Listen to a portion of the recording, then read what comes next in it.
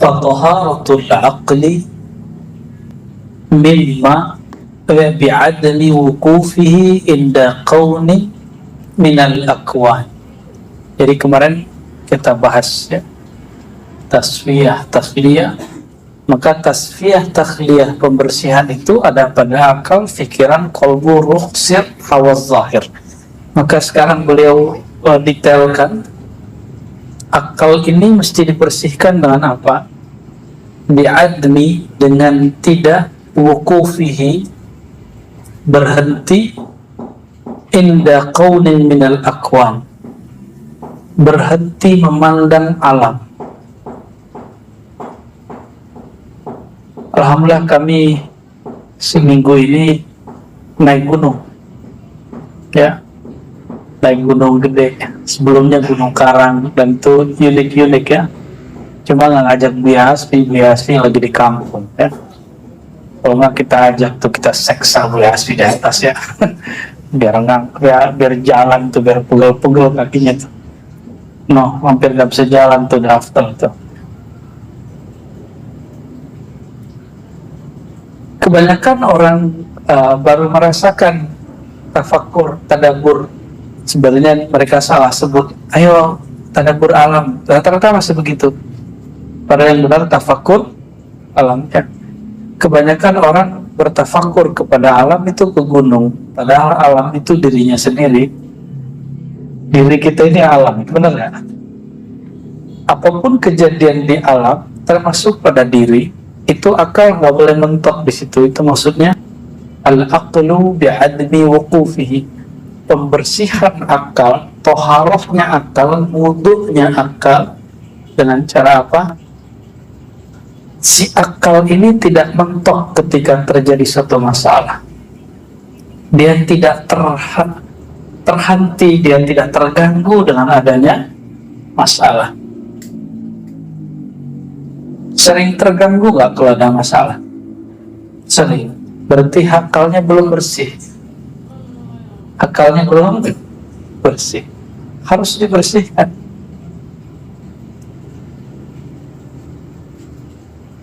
Wa taharatul fikr, ternyata akal itu secara harfiah berarti yang mengikat diri. Makanya nggak ketawa-ketawa sendiri kan? Kalau ketawa-ketawa sendiri berarti akalnya udah lepas itu. Akal itu aqala yaqilu aqlan, iqalun uqulun ya, itu berarti pengikat, penstabil, pengkontrol. Jadi yang mengontrol pikiran ini itu akal. Itu sebabnya saya masih ngajar di kampus, saya masih ngajar kitab, nggak hanya wirid-wirid doang, nggak hanya ngomong-ngomong pengalaman batin doang. Supaya apa?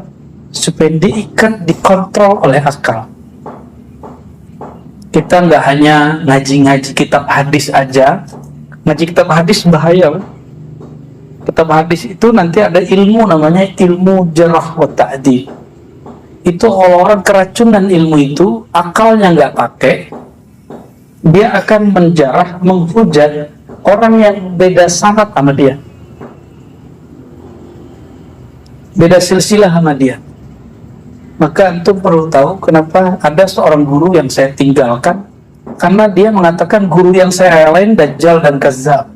Si fulan dajjal, fulan dajjal. Dan itu bukan 1, 2, 3 orang, sulit dihitung.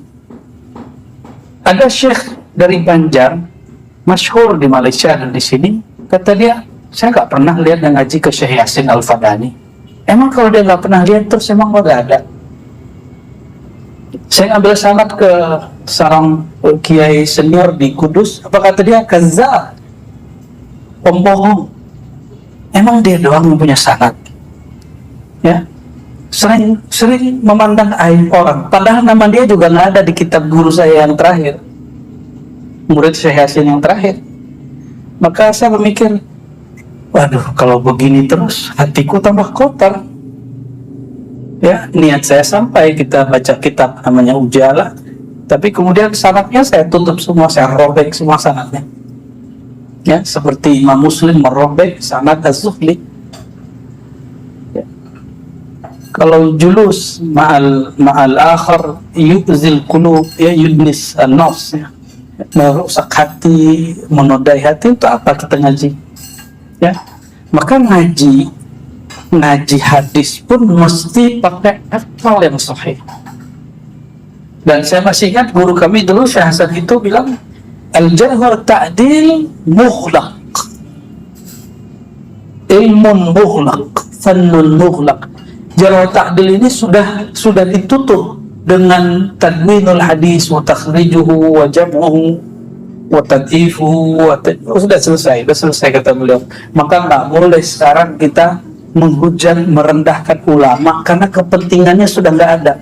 Dulu merendahkan, mengkritisi, mengatakan pembohong, ulama ini hafalannya ngelantur, itu keperluan darurat, ngecek hadis ini sahih atau tidak sahih. Saya masih ingat guru kami yang mengajarkan hadis yang lama, yang di Ma'had dulu, saya nggak usah sebut juga namanya. Itu beliau ketika beda pandangan dengan Prof. Quraisy Shihab dan juga beda pandangan dengan Said Agil Munawar, Said Agil Siraj, itu ke kami nggak nyebut nama, nggak nyebutin masalahnya, dan nggak mau hujat, cuma nyebut saya nggak paham, gitu aja. Oh, berarti beliau paham adab ini. Jadi hati-hati ya. Sama, kebanyakan wirid lah keracunan itu. Wirid itu ada takarnya. Orang kalau keracunan wirid bisa bahaya. Terus ngomong mantur, pengalaman dikit cerita, pengalaman dikit ember. Gak bisa bedakan mana pengalaman rohani, mana gangguan syaitani. Apalagi gangguan Bang Tony. Ya, hati-hati. Jadi kita betul-betul ketat dalam bab ini. Ya, bagi kita kalau nggak ketemu Nabi, nggak ru'yatun Nabi, ketemu Allah aja kita nggak percaya, kecuali ada persyaratnya. Jadi ketemu mimpi atau pengalaman zikir bertemu Allah itu ada beberapa syarat-syaratnya, dan saya nggak boleh sebutkan. Ya, nanti untuk ngarang-ngarang lagi. Cukup beberapa orang yang tahu, ya, bahwa kalau jika dalam hal itu dapat dan ada ini dan itu baru benar, ya.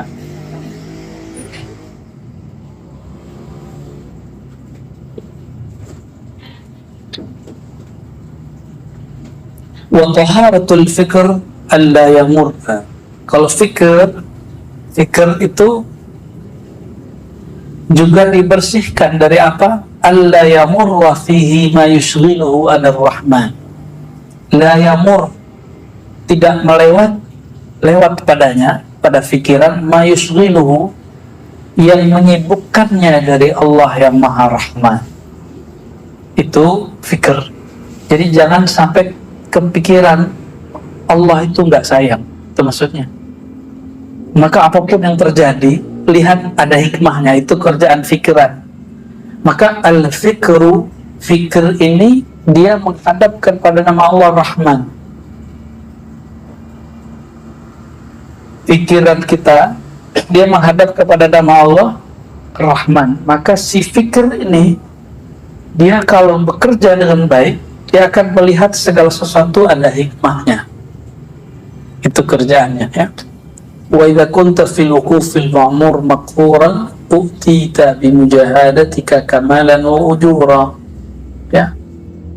Dan apabila engkau dalam berusaha berhenti itu, ya, fil wuquf, dalam wukuf berhenti pada bab itu, ma'al ma'mur, padahal ada diperintahkan, makhura, rasa dipaksa. Jadi kalau kita berusaha dan itu terasa berat tapi bisa dijalanin, gitu maksudnya, utita bi mujahadatika kamalan, maka engkau akan diberikan dalam mujahadahmu kesempurnaan dan kehormatan dari Allah Subhanahu wa ta'ala. Kapan orang akan diberikan kesempurnaan? Kalau dia mujahadah. Kalau dia sholat khusyuk itu mudah atau susah? Karena nggak tahu tekniknya. Nggak tahu tekniknya. Naik motor itu susah apa mudah? Nyetir mobil susah apa mudah? Ya, karena nggak tahu tekniknya. Kalau tahu tekniknya, justru kalau nggak naik motor susah. Jadi susah itu relatif. Ya. Semakin orang digembleng, dilatih, maka dia semakin sempurna. Ya, uktita bi mujahadatika kamala. Oleh karenanya, ini perhatikan. Wali majzub tidak boleh jadi mursyid kecuali dia jadi murid lagi. Mesti dia jadi murid lagi, dia latihan riyadhah lagi, dia mujahadah lagi, baru dia jadi mursyid. Karena wali majzub, waliyan, dia belum mursyidah, dia mesti waliyan mursyidah. Mursyid itu tugas, wali itu apa? Anugerah makom dari Allah. Bedain tugas sama makom anugerah dari Allah Subhanahu wa ta'ala. Jadi antum kalau ketemu wali-wali majzub jangan minta sesuatu, ya. Cukup dihormati, cukup husnuzan kepadanya, dan juga jangan berlebihan. Orang jelas orang gila disebut wali majzub, itu wali kejedot namanya, bukan wali majdub, wali kejedot. Al-qalb. Yang ketiga, jadi tadi bersucinya akal, bersucinya fikir, bersucinya qalbu. Qalbu dengan apa dia bersuci? Farahuhu wa tasfiyatuhu anil aghyar. Terkosongkan kolbu dan terbeningkan kolbu, terbersihkan kolbu anil aghyar, dari selain Allah, dari makhluk. Coba di kolbunya ada nama siapa? Nah, itu pentingnya talqin. Talqin itu nanam biji asma, nama Allah di dalam, supaya dia tumbuh sehingga dia rindang. Nanti dia berbuah, buahnya nanti ada biji lagi, tumbuh lagi, begitulah terus. Nah, yang sudah ditalkin, saya berdoa semoga diberi Allah istiqomah. Ya, amalkan itu. Nggak bisa banyak ya, sedikit. Mending sedikit istiqomah daripada banyak sekali sebulan. Ya, mending sedikit istiqomah daripada banyak sekali sebulan. Itu nggak ada manfaat. Nggak ada manfaat, udah mati. Itu ulang lagi talkinnya. Jadi yang nggak ngamalin sebulan, ulang talqinnya, nggak ada manfaat. Atau nggak usah talqin yang sekali ngaji ke tempat lain. Ya, berarti antum nggak serius. Nama Allah udah dimasukin kok dibuang-buang. Guru ngasih gratis, padahal mujahadah guru bertahun-tahun, terus dicuekin. Ya, saya bertemu beberapa orang syekh, ya, ngajarin murid, diajarin nama-nama Allah yang rahasia-rahasia itu. Dari sekian puluh orang, cuma 5 orang yang ngalim. Itu marahnya bukan main. Ya, kita kasih fasilitas, malah kalian taruh, kalian main-mainin, udah ditutup sama beliau. Itu kejadian, ya. Nah, jangan sampai itu terjadi. Nggak bisa 30, ya 25 lah. Nggak bisa 25, ya 15 lah. Nggak bisa 3, nggak bisa juga. Kita sholatin yang tentang nyebut nama Allah itu perlu, ya, diulang. Saya sibuk. Emang ente sibuk apa megang handphone kok bisa lama? Ya, nonton YouTube kok bisa lama? Buka Instagram kok bisa lama? Tapi buka Instagram kolbu kok nggak bisa cepat? Nggak ada lagi, ini zaman sudah begini zamannya. Jangan lagi kasih maaf kepada diri kita yang malas. Ya. Tuh, kita lanjut. Jadi toharahnya kolbu dengan apa? Berusaha mengosongkannya, membersihkannya dari selain Allah. Gimana cara memulainya? Mulai sebut nama Allah yang sudah ditalkinkan. Itu caranya.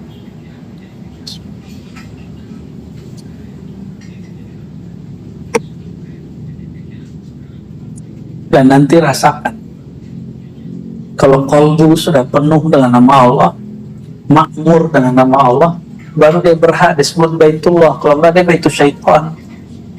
Dan kolbul mukmin Baitullah. Kolbu orang beriman rumah Allah, Baitullah, tempat mengingat Allah. Itu terjemahan maknawinya. Karena isinya makmur dalam nama Allah, jika ada suara yang keluar dari kolbu, pasti suaranya Allah. Jika dia menyebut satu kalimat, pasti kalimat yang bermakna dengan nama Allah Subhanahu wa Ta'ala. Ngaji kitab yang sama, dari satu orang zikir kolbu, satu nggak zikir kolbu, rasain beda. Beda. Sama-sama udah zikir kolbu, satu udah sekian tahun, satu baru 2 tahun, itu beda. Beda, ya. Kok bisa? Ya sama. Dosen baru dengan dosen lama kan beda. Beda. Baik. Wadawamu tawajjuhihi ilal azizil ghaffar, dan dalam tawajjuh senantiasa menghadap si kolbu kepada Allah yang Maha Aziz, yang Maha Perkasa, yang Maha Ghaffar, yang Maha Pengampun. Jadi yang bertawajjuh itu siapa? Ketika kita baca wajah itu kolbu. Jadi yang bertawajjuh siapa? Kolbu. Bukan badan, bukan wajah ini. Ini wajah fisik. Kalau wajah kolbu full semua. Semua bagian dari batin kita itu wajah kolbu. Dan dia mesti menghadap ke satu wajah, itu wajhullah. Ya.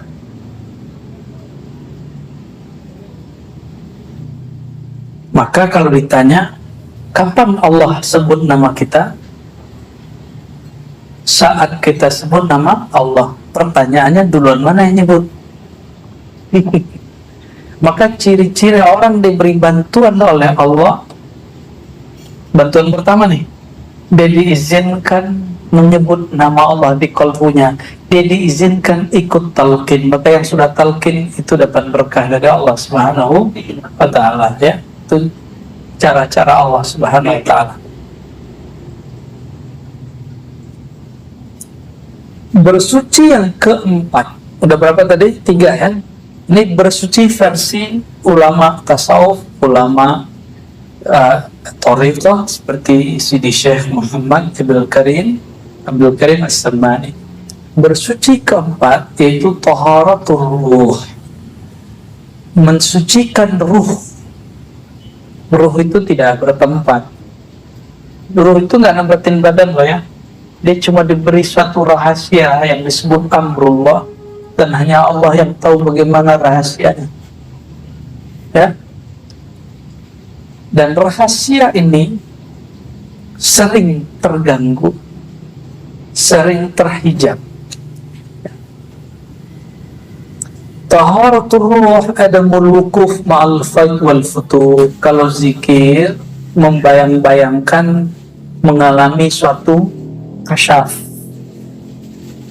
ingin dapat kemudian energi dari mana gitu ya. Itu disebut al faid wal futur.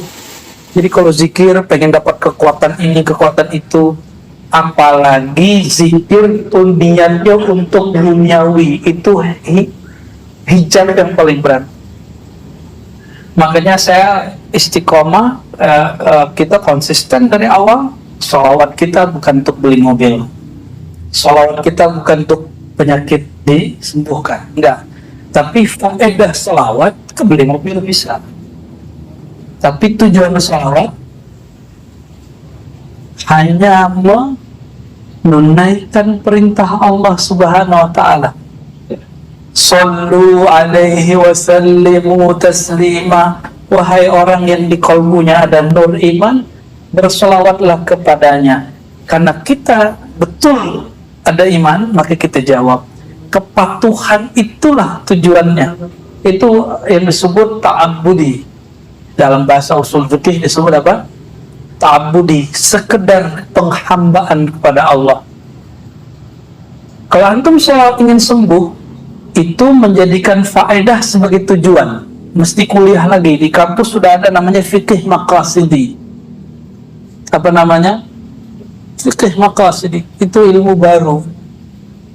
Ulama mulai sadar, itu ilmu diambil gabungan antara ilmu usul fikih, falsafah, tasawuf. Ya, baru ketemu pola itu. Makanya sebagian orang mengharamkan ilmu maqasidi karena ada filsafatnya katanya. Ya terserahlah ya. Kita tidak mengharamkan ilmu, yang diharamkan cuma darar ilmu. Kata Imam Ghazali, ilmu sihir itu syarifun fi zatihi, masih mulia pada zatnya, tapi pada kegunaan dan tujuannya darar, maka dia disebut ilmu la yanfa, ilmu yang tidak bermanfaat. Nabi doanya apa? Allahumma inni as'aluka ilman nafi'an, ilmu yang bermanfaat tolong diberi kepada kami ya Allah. Yang bermanfaat itu syai'un yuqarribuka ilal maula, sesuatu yang mendekatkan engkau kepada Allah Ta'ala. Itu yang disebut ilmu yang bermanfaat. Saya kalau belajar hadis lalu saya merasa jadi ahli hadis, pintar debat Wahabi, Salafi, Khawarij, terus merasa diri hebat. Itu ilmu yang darar, la yanfa, gak bermanfaat ya.